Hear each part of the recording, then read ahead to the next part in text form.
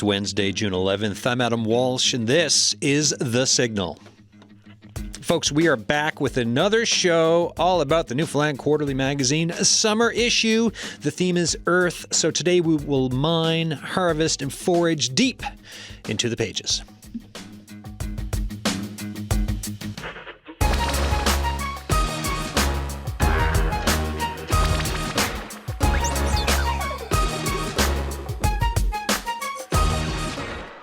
All right. So, folks, as you listen to the show today, we'll be talking about individual pieces in the magazine this time, in the quarterly.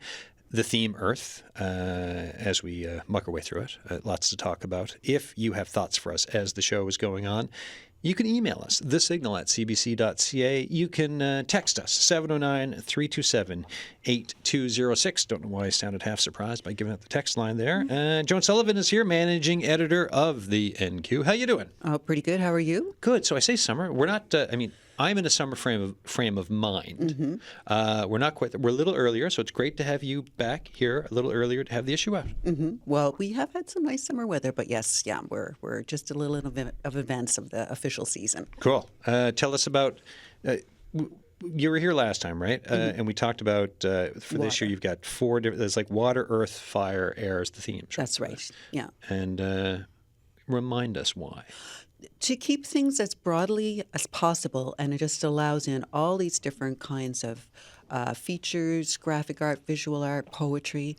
I like the verbs that you just used to introduce us. I stole them from you.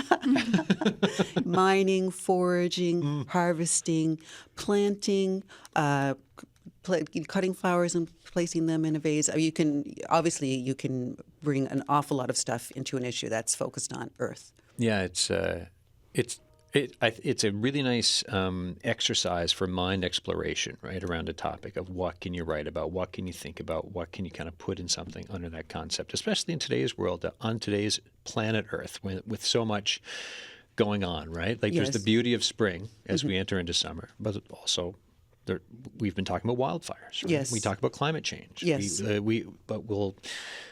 Pretty soon, we'll talk about the Capeland coming in. At the same time, we'll talk about beaches littered with plastic. Like the range of things on this planet Earth and with Earth itself, there's a lot to Well, we were even thinking of what on earth? Yeah, right? What on earth? We're just allowed just about everything. But as the issue came together, as it always does, it forms a heart, it forms a core, and we could see that it was elements of Earth. That's so cool. Yeah. And when are these being posted? The mail out is underway as we speak, except not literally because I'm actually here not doing the mail out, but I will get back to it. Yeah. Oftentimes, I'll have guests in, there's something they're supposed to be doing, and they're like, well, right after I do this, we'll be getting to the other stuff. So excellent, folks. Things are in the mail. Also with us, we've got 3 folks here in studio. We will be phoning people as well. Let's do the whip around. So I'll say, give yourselves a good intro. So Greg Morgan is here. Who is Greg Morgan? I mean, I know who you are because I've got my notes on you, but you tell the rest of the world. Well, I moved back to Newfoundland from the West Coast, Vancouver, 5 years ago. I'd been teaching English at University of British Columbia, and I have a PhD in 18th century literature. And I spent most of the time the last 5 years writing a history of my great-great-great-grandfather, who was a schoolmaster and a settler pioneer in the Radamont area. And I use this to dig into how education was 150 years ago. Oh, that's fascinating. Has much changed in 150 years for education? Absolutely, especially in Newfoundland. Yeah. All right, we can we will dig a bit more into this. I got to stop with the reference here today. I didn't even try that one. This is just how I normally. I would like to mention though, Greg's piece is not about. No, it's not. No. Yeah. Those are because we're talking doubloons, and give us a brief word on that too. Right. So, what happened? The piece is really about the salvage industry in Newfoundland in the mid-1800s. And what you have to know is that in Newfoundland, in the 1800s, when a ship wrecked in a remote place, fishermen would converge steal the cargo. Yeah, free strip for the all, ship. right? It's Yeah, like, hey, yeah, excellent. exactly. Look at this. Like, there's a thing with stuff. We're going to take it. Okay. Sounds great. Now, this was called wrecking. Oh, okay. And was it problematic? Wrecking was a crime, okay? And wreckers were criminals. Okay, so the question becomes, what do you do Yeah. with the drunken fisherman who's tearing a ship apart, okay? So what Age-old question there. Indeed. So typically, in a remote place, you'd have a magistrate, often a merchant. The merchant was supposed to arrive on the scene ASAP and to restore law and order. And how you do this is you negotiate an agency agreement with the captain, if indeed the captain is still alive. So then, acting as the agent of the ship's owner, the magistrate would take responsibility for the protection of what was called wrecked property, okay? Yeah. Now, do two things as agent. Number one, take physical control of all access to the shipwreck. And number two, initiate a legal and authorized salvage operation. To organize said authorized salvage, the agent would need to establish a written list of authorized salvagers or salvers and force authorized salvagers or salvers to surrender what they had stolen from the wreck in exchange for a verbal promise of a salvage reward. So essentially, you buy back the stolen goods from the thieves. That sounds like a pretty good racket. It is. It's a great racket. And then, in principle, at the end of the day, the ship owner or ship insurer or underwriter gets half or more of the total value of what they've lost, okay? The salvagers get a salvage reward that's adequate, and the agent gets a 5% commission fee, okay? Now, in theory, in principle, everyone goes home happy. But this is real life, and in real life, at least one of the actors would be really unhappy with the outcome, and sometimes everyone would feel cheated or abused. And this had a lot to do with class divisions inside rural Newfoundland, because invariably the wreckers, the fishermen, were working class guys, often illiterate. The agent would typically be the merchant. Some jerk. Well, exactly. And the ship would often be a foreign ship, didn't speak English in often cases, and they would have no clue what the local custom was. Plus, there's a strong custom that supports the idea of pillage as a right. The law says something different, so you've got different expectations and conflict here. Yeah, I mean, it's that thing, finders keepers, right? Exactly. That was the belief, yes.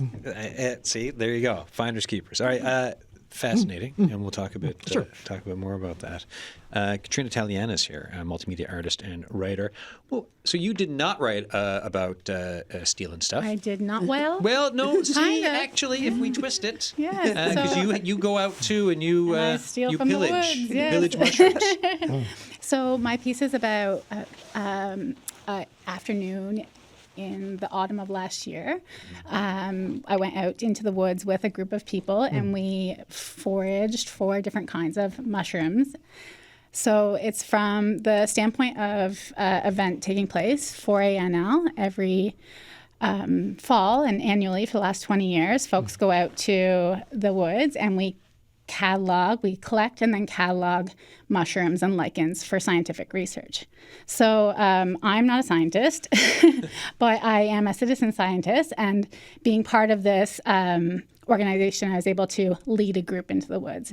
And my piece is about just the beauty and wonder of being in the woods, but also that, like, how many people can you learn from when you're out in the woods with mycologists and lichenologists and grad students and artists and foragers, because they all have different backgrounds, and you can really pull from them in that way, right? So that's what the piece is about. It's about learning and exploring the boreal forest and just being out there to really enjoy it. Yeah, really appreciating the sights and sounds and the colors, and Yeah. I was saying just before we started how I do not like to go out in the woods because there are bugs in the woods.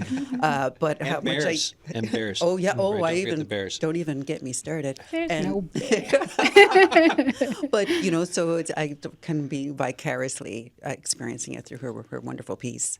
Yeah, so there's a lot of talk about the boreal forest itself. Like in my piece, you're talking about like the different kinds of moss and lichens and how the light hits spider webs and the different kinds of mushrooms that are out there and the different, within a short period, we're only out in the woods for a few hours, you can come across all kinds of different little micro ecosystems. And it's really talking about like the biodiversity and micro ecosystems that are in, the boreal forest. So. I really appreciate this chat about the boreal forest because I'm finishing this book called Fire Weather by John Valen, right? So I was talking about the Fort McMurray fire in it, and it talks a lot about the makeup of boreal forests and how they're designed to burn, right? And so there's that. And I'll leave that aside for a second because that's where my head has been for this summer.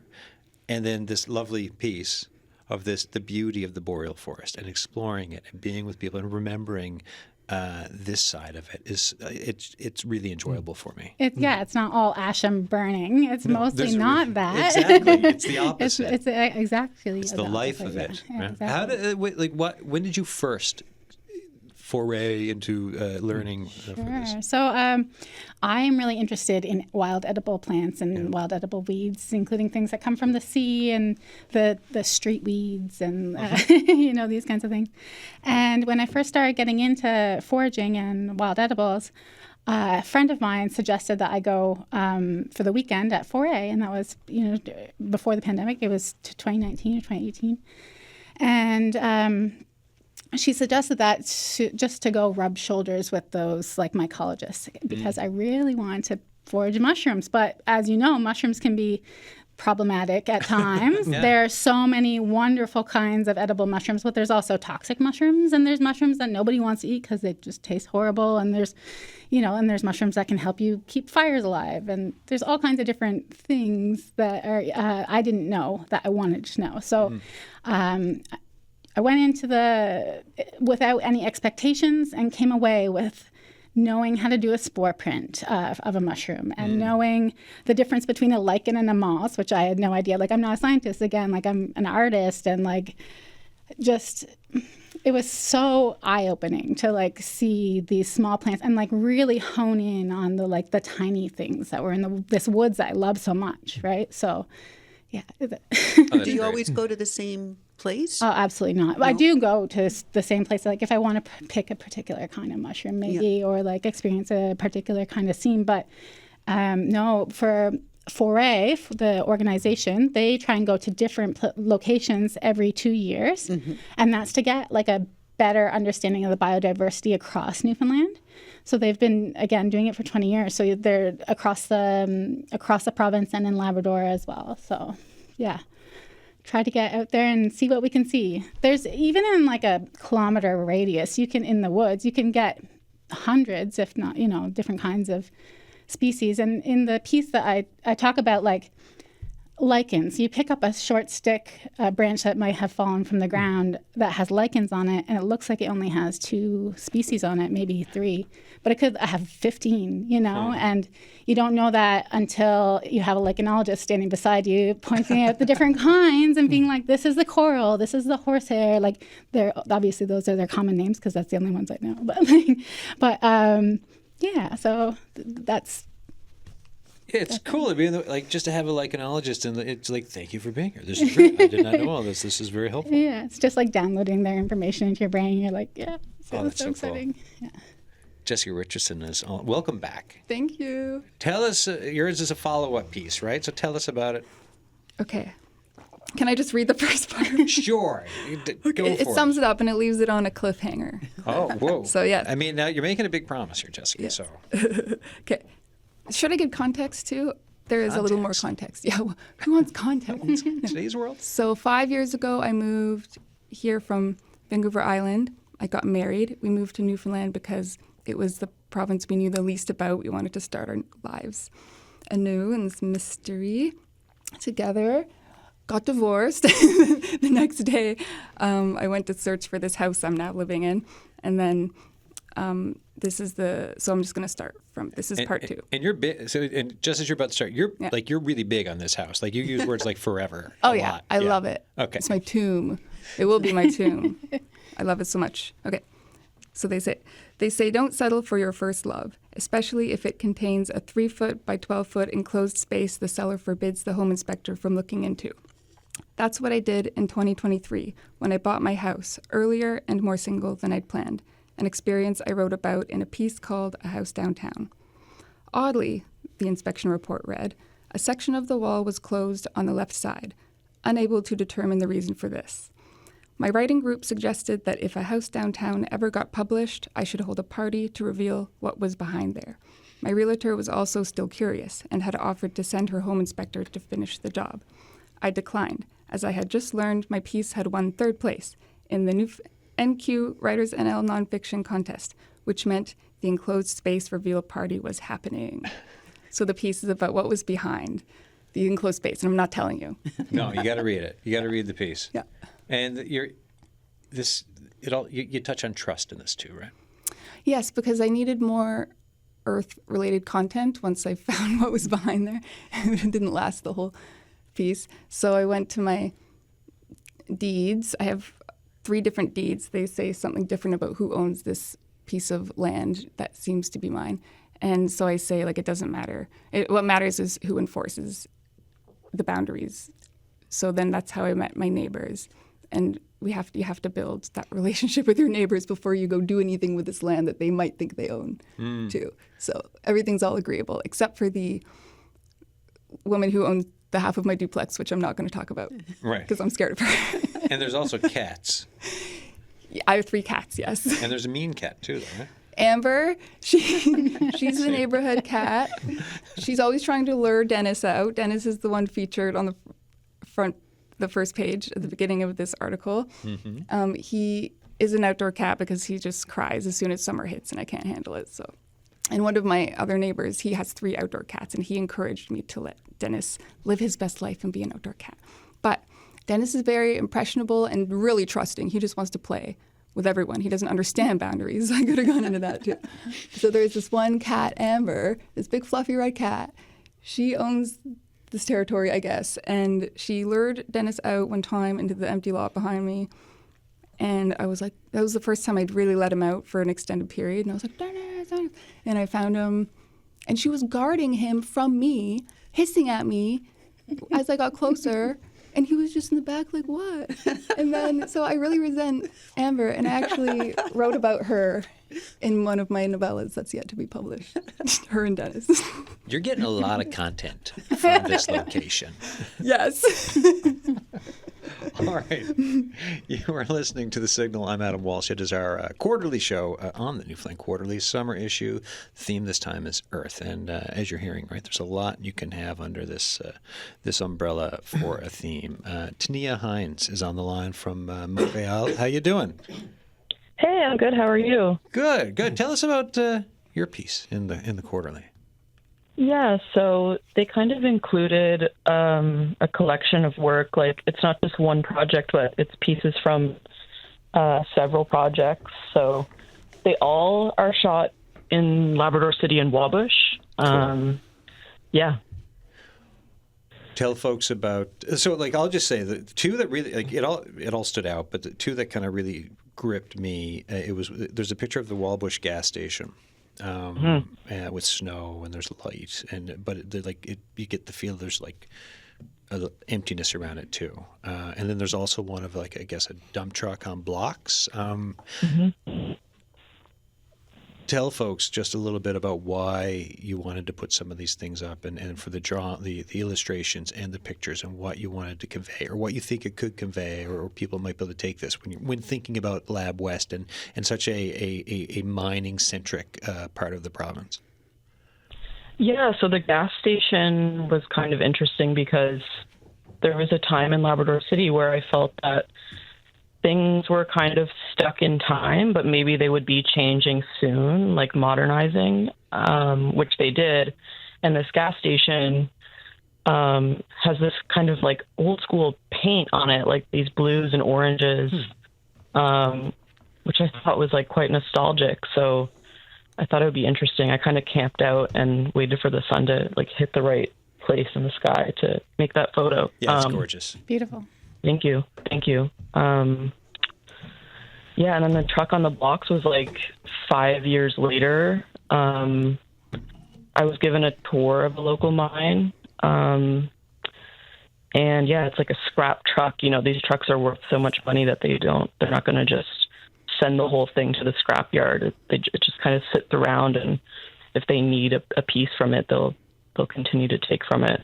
But yeah, it's just kind of like these, in a way, like things are ruins. I think the gas station is closed completely now. And I think a lot of people are nostalgic about that image. So, Tanya, this is Joan Sullivan here, so it's nice to meet you on the phone. Hi, Joan. I know, nice to meet you. And it's, I know I was saying before, it's not even the tip of the iceberg of your work. You have literally written your thesis on this kind of culture and community, and there's just so much.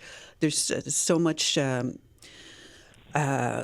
Camaraderie, but also, there's also corrosion, and you take stuff from the earth, and what is left behind.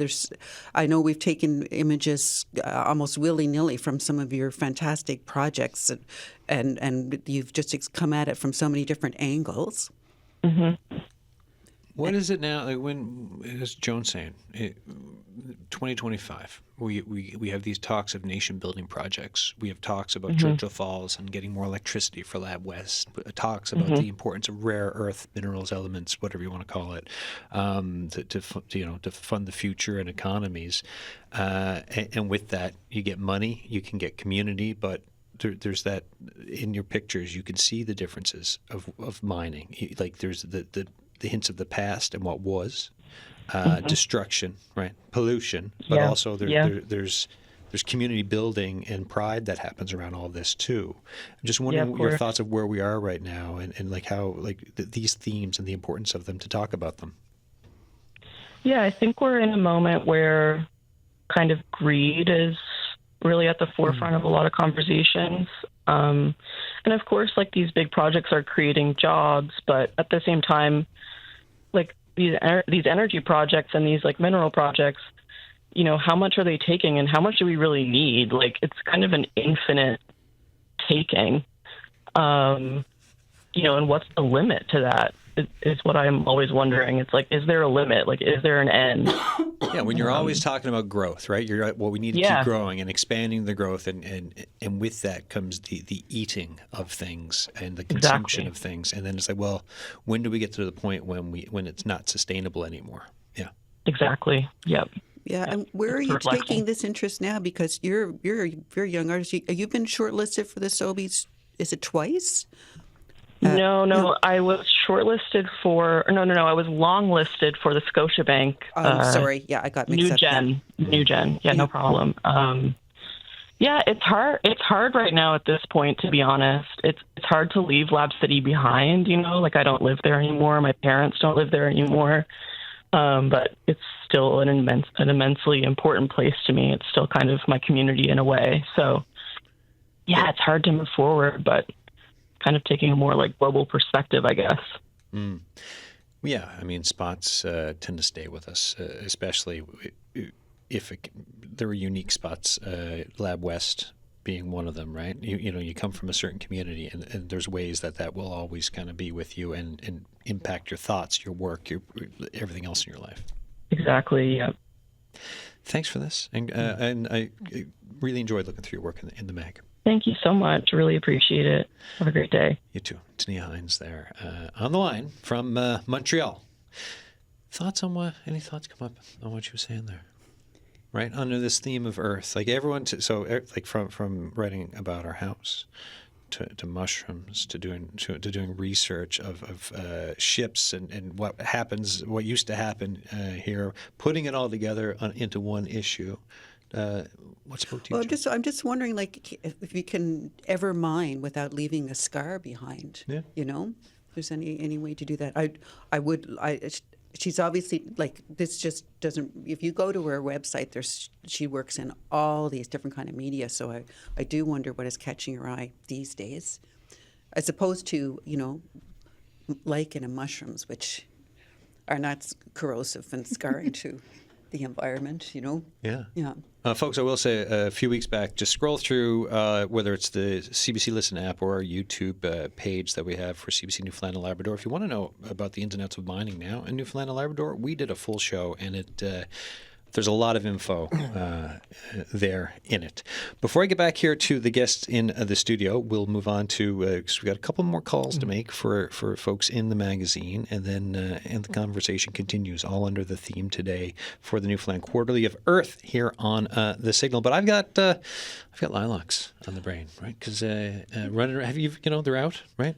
There's Ish. Yeah, they're out. Is this Cynthia? Are we talking to Cynthia? Yeah, Cynthia now? Boyd's on the line. Hi, Cynthia. How you doing, everybody?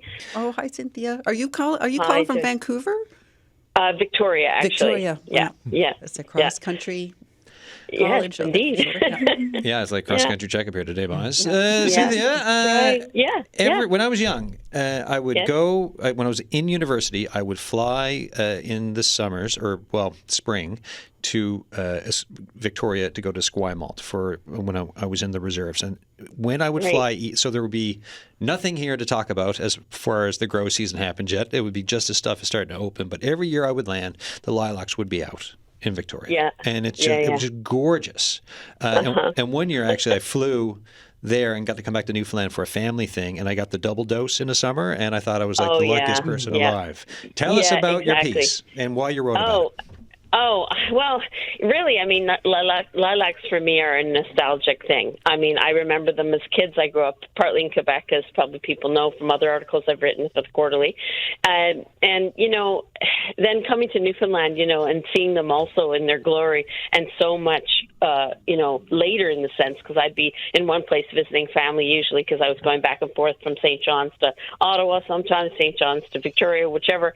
And it's just amazing. They're just an incredibly long-lasting plant in St. John's than they are in other places, because we generally, although climate change is changing that, our season is so much sort of cooler, and that allows for lilacs to keep going. But I just think the scent of lilacs are just so, it's an incredible fragrance. It's a bit of spicy, a bit of citrus, sometimes almost almond-like, depending on your particular odoriferous background, and it leaves this constant memory in your brains. The flowers certainly, because they're beautiful and they're purple, or in some cases white, or almost like a light lavendery pink. And it's something that you hear people using lilac. Oh, that color of your dress is sort of lilac in tone, and it's just it's totally in our memories of what a lilac is. And so I was thinking about earth and roots and things and all that sort of stuff when I knew about the theme for the Quarterly, and I was just like, what can I write about? And I was thinking about all kinds of different things, obviously gardening, roots, earth, but then I got on, why don't I talk about a plant I love, because it's all connected. It's all holistically connected. And I started scanning through the Evening Telegram, through the DAI a month, a wonderful, archival collection of all kinds of things you can look up. And I love scanning through older issues of the Telegram. Love it. And the Daily News and all the different newspapers, and particularly in St. John's, obviously. And it's just amazing how lilacs feature in as mature shrubs in advertisements for estate sales. And, this garden has apple trees and lilacs. And even in the late 19th century, early 20th century, this was prevalent. And I just thought, oh, my God, this is my piece. So that's how I started. There's a lot of folklore around them, too. Oh, yeah. Tell us a sample of it, if you could. A little sample, yeah, I know. I could ramble on. Anyway, yeah. Well, the lilac has a very interesting, thin, but almost hollow stem, which makes them difficult to put in a vase. People put them in vases and they go, they're wilting 2 seconds later. And there's a way to do it, and I describe that. And it's just, you got to plunge them in, you got to hammer the stems, the whole works. But that hollow stem is part of the folklore of them. They were often called or referred to as blow stem. Instead of even the gorgeous name of lilac, people refer to them as blow stem or pipe plant. And apparently, long time ago, the stem was hollow enough that old medicinals were, used to. It was almost like a utensil to take blood from a person, using the stem as your vessel, and or giving, people could have medicine. But the other way it was used was through smoking it through the pipe. It was like a pipe. You could use it as a pipe, the stem of a lilac. And fairies do not like it when you bring, a bouquet of lilacs in your house. They'll come into your house and they'll wreak havoc and race around the house and cause all kinds of problems. Noted. So there's that. Yeah. Not something we want. I have years and years and years of putting lilacs in my house. I have never had havoc running or amok fairies. So there you go. But yeah, it's fun. It's fun stuff. Yeah. So they don't want you to take them inside the house? They want to keep them for themselves? I don't think so. What I think is, what I said in my article is the active tradition bearers would hear a story, and through the, word of mouth, oral transmission of transmission of all these stories, I think that it's the fragrance of the lilac that the fairies did not like. And that's my theory. And I think that it got, just changed over the years, that story. And I think that fragrance is so powerful, because it can be. Some people don't love that fragrance in their house, especially if they've got tons and tons of them, or they walk into a house with tons and tons of it. So it just starts, to me, it's rationale to think, okay, fairies did not like the fragrance. And so if you had them in your house, then they would go crazy and open up drawers and race around and stuff. So that's my theory. But yeah, the idea is just fun. If you think about just one plant has so many origin stories, right? And those are just two of them for sure. I find one of the saddest things is you get one summer and you get a lilac tree and there's it's busting, right, littered with lilacs, and then the next summer you're like, oh, there's not much there this year, and it's just kind of sad because it's something I look forward to so much, right? So I love the years where they're bountiful. On a tree I think, or bush. You can fertilize, to pump them up from year to year. The buds form in the, sort of late summer after they bloom. But the thing about it is, you have to think about it. It's resting this year. That's how you have to think about it. Well, I'm not patient. I can't wait a whole year. Come on. Well, sorry. But yeah, that is the thing with some years they're really, really good and some they're not. And you'll think your neighbor and you are in sync, and then they have this incredible bounteous bloom, and they come over and they go, oh, wow, your tree's a little sad. And you just say, it's having a rest, and that's it, right? But and nature has its ways of not doing what we want, doesn't it? Yeah, and sometimes they are sulking too, aren't they? Oh, yes. If you prune really heavy from one year to the next, or maybe you've done something different, or, the snow plows annihilated it. Yeah, exactly, in the winter. But, yeah, it's a bit of fun. Yep.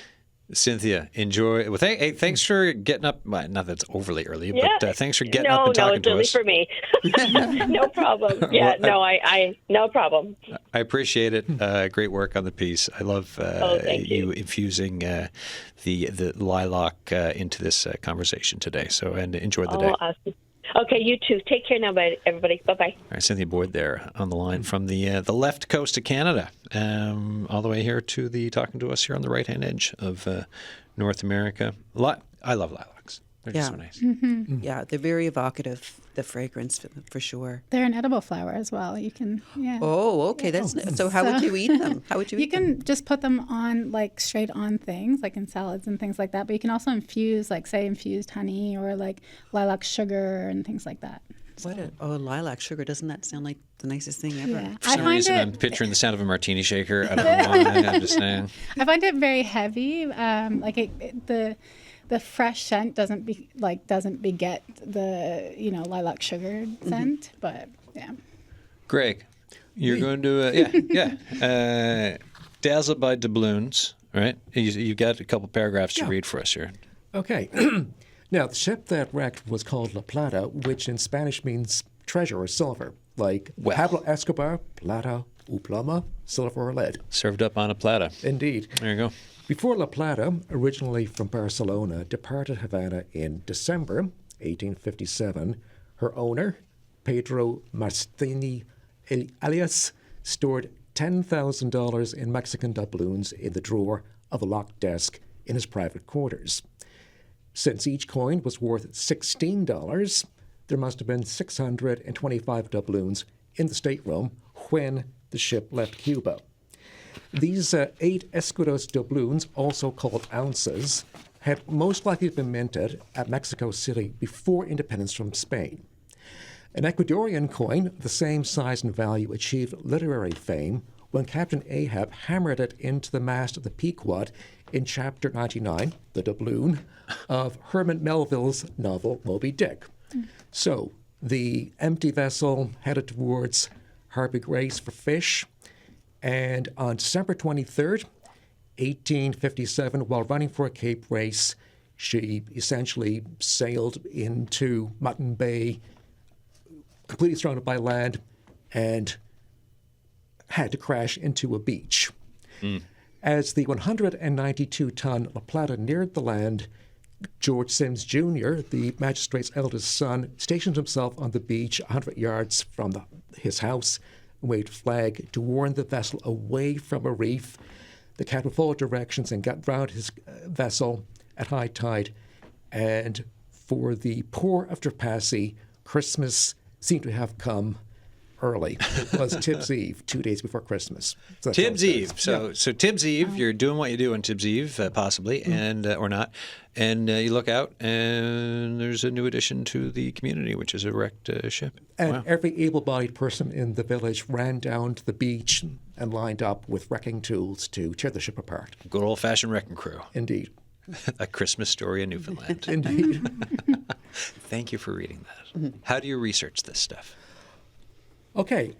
Well, bizarrely, I inherited a bunch of musty old Newfoundland law reports, which were abandoned in my great-grandfather's business 50 or 60 years ago, and thumbed through them. And I came across these court cases about this particular wreck.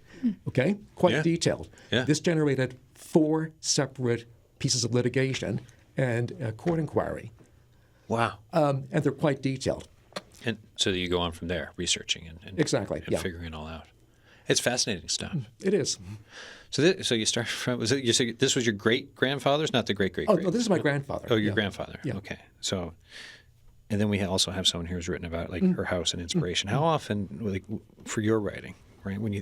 How often do you think about just the history of that? Like, how old's your house, Jessica? 100 100 years old. estimated. Yeah. But yes, I did do a lot of investigating for this piece. Yeah. Because I contacted the room's archivist, who gave me a lot of really good leads, namely the Registry of Deeds on Elizabeth Avenue. I didn't know that existed. Has anybody been inside there? Yeah, so cool. So you can look up the ownership from the very beginning, up until 1979 digitally. And then before then, you go into the room with all of the old books from the beginning. And it was very cool. There were surprisingly a lot of people in there for a Monday. And they were, I asked why, and they said like lawyer, paralegal, PI types. And I was like, PI? Oh, yeah, there's a couple of them kicking around town. So that introduced my new venture of becoming a certified private investigator, which I'm trying to do right now with the College of the North Atlantic. Are you If serious? they will accept my university transcripts instead of my high school transcript, I'm having a battle with them right now. It's like, obviously, I have my high school Have you transcript. gone in person to talk to them? No, I'm going to... Just show up. I will. I'm Stuff phoning moves. them. I'm Stuff- phoning them. No. Show up in person. I Stuff will. can move. It's like in process for now. What do you mean? Okay, I'm now ready to so start? we're hearing this here first, folks. This is So keep your eye on what else she's going to be writing for the Quarterly. I think I would be very good at this. I agree. Yes. It's a real job, so. Yeah.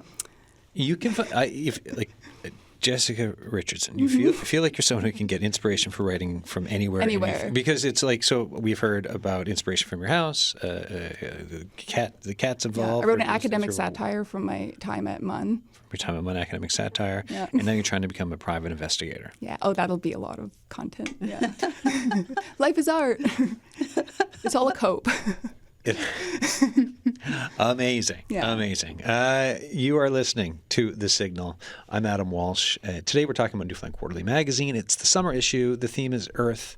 And we've been digging, again, I'm using the puns, but sorry. We've been going through a lot of different bits on this today. Joan, tell us a bit more about the issue overall and what else people can expect in it. There's a gorgeous cover from Boyd Chubbs, and which there's always a moment when the issue really comes together for me, and it was looking at that piece. We have a small portfolio of comic art, which is very exciting for us. And in case people don't know, there's going to be a comic fair later on this summer, and I think it's the first one for the province. We have, Jenny Higgins has her wonderful archival notes, got some nice graphic art as usual from Wallace Ryan, and we have some lovely poetry.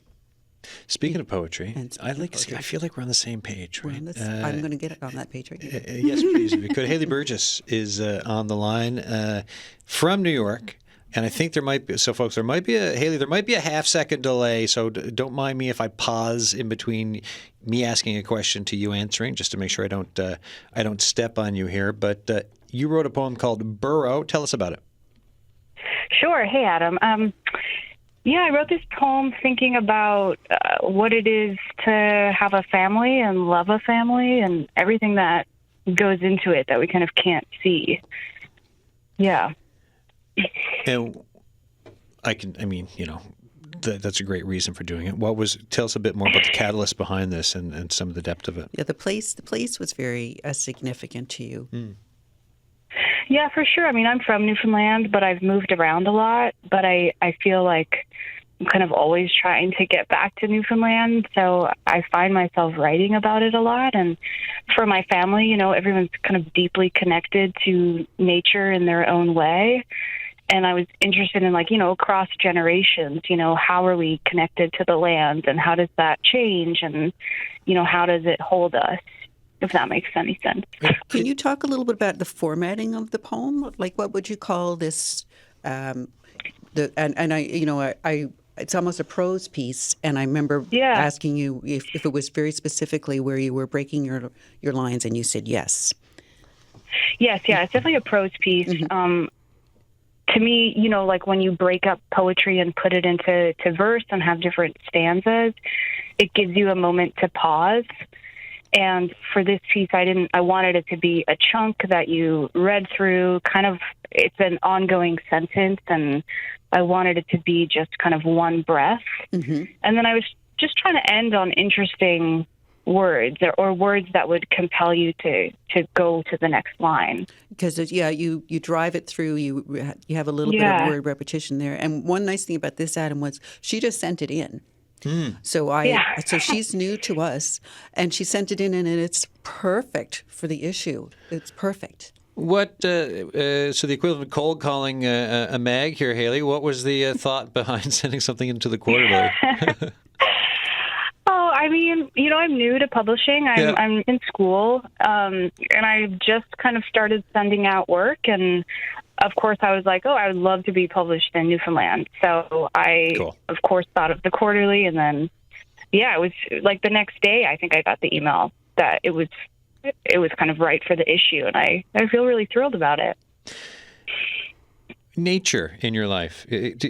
To go from Newfoundland, and if we're talking about Earth here today, thinking about nature, but then also thinking about New York, and I don't think about nature when I think about New York. Correct. What's that like for you, and that distance from nature, but to be in a big city, and then the whole creative bit that you're doing? Yeah, it's yes, I agree. I also don't think of nature when I think of New York. But I think that's part of it is like there is nature here. There are trees, there are birds. So I think part of it for me is like, how do I find that even when it's not as accessible? Like, how do I be open enough to notice just the single tree as opposed to the cliffs and the forest and the ocean in Newfoundland? It's a practice, but it keeps me present to look for it even in New York. Yeah, I guess you're studying in New York, but I know my family is from Trinity Bay, and they all went to New York in the 20s to work. Yeah. After the First World War, Right. Yeah. Yeah, same with a lot of my family. Yeah. And some of them stayed. There's always a little a Shadow Sullivan family tree that goes through New York. Yeah. Haley, what else are you working on? So you've been published in the Quarterly. What else is coming from you here? What else are you working on top of just your studies and everything? Yeah, I mean, I'm working on a book called Body of Water, and then I'm just working on my life and, trying to get it together. Hey, aren't we all? Are we all, right? Yeah. Have a great New York day. Yeah, we can recommend a private investigator. And yeah, if you need help, we got a private investigator in training here, so don't you worry. Haley Burgess, Okay, thank you great. so much. Great work, and stay in touch. Yeah, thank you. Cheers. Cool. Thank you so much. Bye. Haley Burgess there on the line from, and yeah, the delay wasn't as bad as I thought it was. We thought the phone line was a little sketchy in the beginning, but it was not. When you do these works, right? So you write for a piece like the Quarterly, and you get reactions from folks. And I know it's not out yet, but when you whether you've workshopped it or talked to your friends, what are some of the reactions or interests that when you talk to people around you about the bits that you do and that you put out into the world? You saw my face. I was like, I need more. I need words with this expression. I was very nervous to show my ex-husband the first one I wrote, but He was okay with it, wasn't he? Oh, he was very proud of me. Yeah, it was really nice. Yeah, he's always liked my writing. He's happy. He's really happy that I'm finally submitting things and getting things published and doing that because I wasn't creative for our whole marriage. Just I don't know why, but and people. You weren't I in have the a right house. Yeah. small family, and they don't hear much from me, I guess, Yeah. creatively, but they're all very proud of me. It's nice. And I want to ask you about how your neighbors feel about this new one. Oh, this is my dilemma. Like, I did share the first one, Yeah. but this time I go into it a little bit, my neighbors themselves. I'm like, maybe I'll just let them stumble upon it.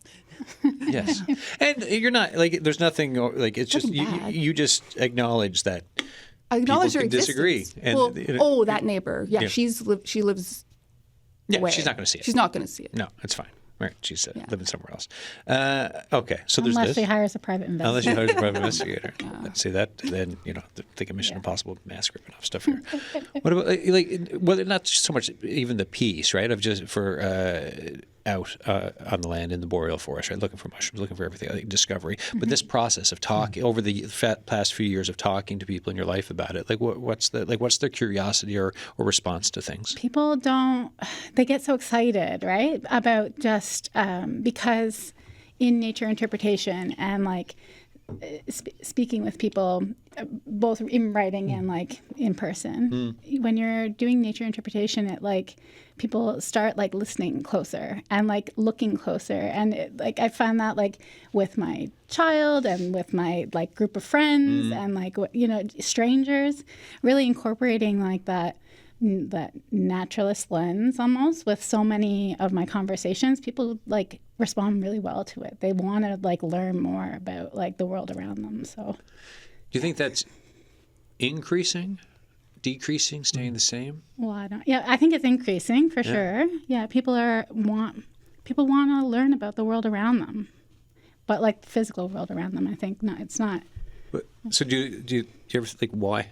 Why? Well, probably because the world's burning in so many different. Not that So I think that the climate change that we're dealing with right now is so impactful to so many people at a very personal level, and I think when we understand it, when we understand our small microclimates, like the 1 kilometer radius of the boreal forest that I explored in the piece, to our backyards, to our front, to our porches. Then once we understand it and explore it more, then we understand how to stand up for it and be a better steward of the environment. So. Yeah. And it builds stuff, right? It builds understanding, knowledge, and folks want it. With attachment comes perhaps more of a will to want to protect and save. Of course, yeah. Yeah, she also does a nice job of how interconnected it all is. It's from the very, very smallest thing. We're all part of the same world. It's all part of it. Yeah. If you go outside right now, wherever you are, in a city environment or a forest environment, you can see lichens literally everywhere. You could see mushrooms on the front lawn of the CBC. Things are there. You just have to find them, and then to put a name to them, to understand what they are, to understand why they're there, and the role they partake in that environment. I think it's really important.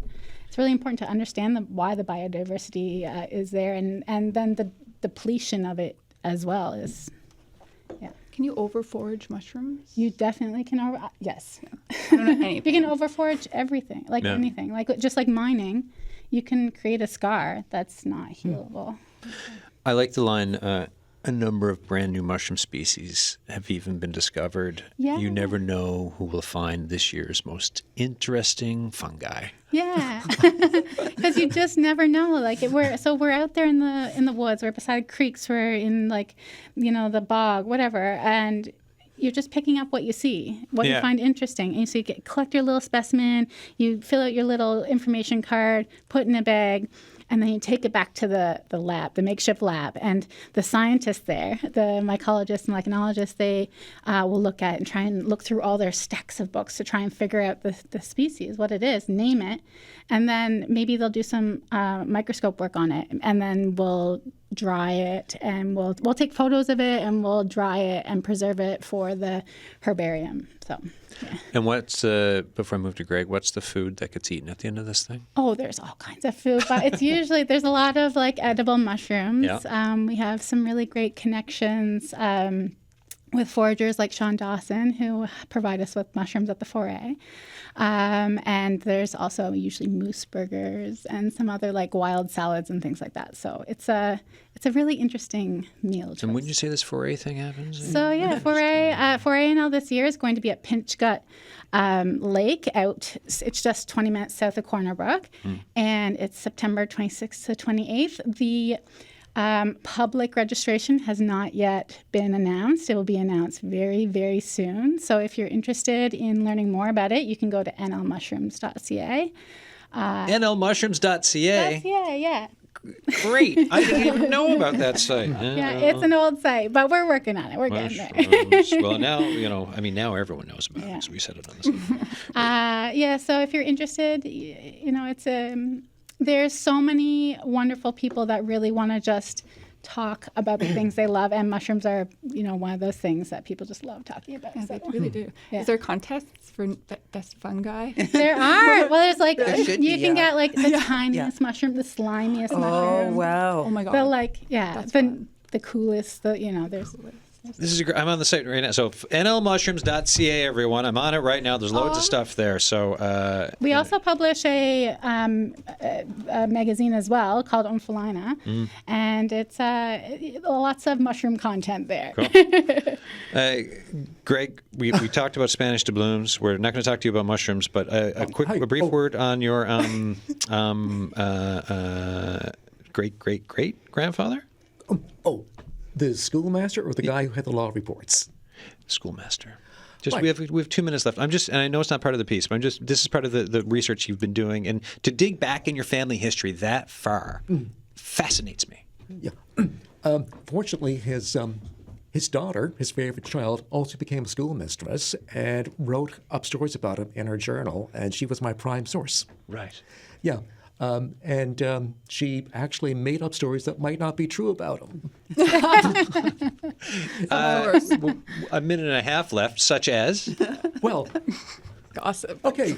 Oh yeah, I was like, here we go, the hot goss, the tea.